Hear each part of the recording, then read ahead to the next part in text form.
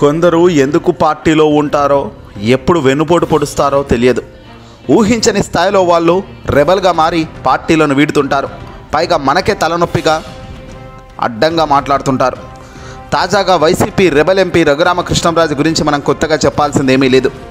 జగన్మోహన్ రెడ్డి గారి బొమ్మతో గెలిచిన ఈ వ్యక్తి గెలిచిన అనంతరం జగన్కు రివర్స్గా జగన్ జైలుకు వెళ్ళాలి అంటూ చేసిన రచ్చ అంతా ఇంతా కాదు.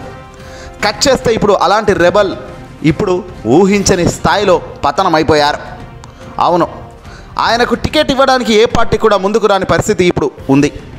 2019 ఎన్నికల్లో రఘురామకృష్ణంరాజు వైసీపీ తరపున నర్సాపురం ఎంపీగా విజయం సాధించారు. ఆ తర్వాత పార్టీలో చోటు చేసుకున్న పరిణామాల కారణంగా ఆయన వైసీపీకి వెళ్ళిపోయారు. రానున్న ఎన్నికల్లో రఘురామకృష్ణంరాజుకు టీడీపీ జనసేన ఉమ్మడి అభ్యర్థిగా పోటీ చేస్తారు అంటూ జోరుగా ప్రచారం చేశారు. కట్ చేస్తే టీడీపీ జనసేన ఉమ్మడి అభ్యర్థిగా నర్సాపురం నుంచి బరిలోకి దిగాలని భావించిన రఘురామకు గట్టి ఎదురు దెబ్బ తగిలింది.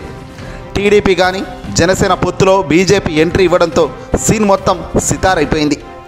పొత్తులో భాగంగా నర్సాపురం పార్లమెంట్ సీటును బీజేపీ ఆశిస్తుంది.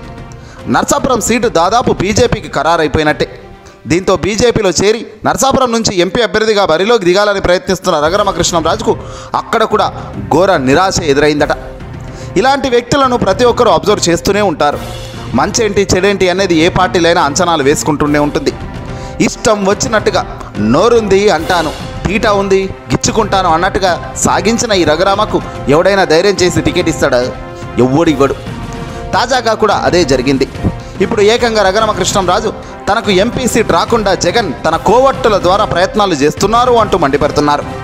జగన్ దెబ్బకు కుదిలిపోయినా నేను కొట్టుకుపోయాను అంటూ తానే స్వయంగా చెప్పుకుంటున్నారు.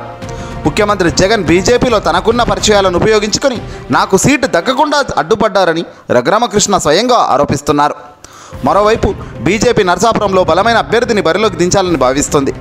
గతంలో ఈ స్థానం నుంచి బీజేపీ తరఫున ఎంపీగా దివంగత కృష్ణంరాజు పోటీ చేసి విజయం సాధించారు. దీంతో ఆయన భార్య శ్యామలాదేవిని పోటీలో దించాలనే ఆలోచనలో బీజేపీ ఉందట. ఏదైనా జగన్ కొట్టిన ఈ ఎంపీ దెబ్బ రఘురామకు కోలుకోలేని దెబ్బే అని చెప్పాలి. ఉన్నది పోయింది, ఉంచుకున్నది పోయింది. అతిగా ఎప్పుడు పోకూడదండి. ఉన్న దాంట్లో సర్దుకోవాలి. ఆవేశం ఇగో ఈ స్థాయిలో పతనమయ్యేదాకా తీసుకెళ్తుంది. జగన్ బొమ్మతో గెలిచిన రఘురామకు కనీసం పోటీకి ఛాన్స్ కూడా ఇచ్చే పరిస్థితి ఏ పార్టీ కూడా ఇవ్వడం లేదంటేనే తెలుస్తుంది ఎలాంటి వ్యక్తో ఇతను. ఈ వీడియోని అసలు లైక్ కొట్టి షేర్ చేయండి.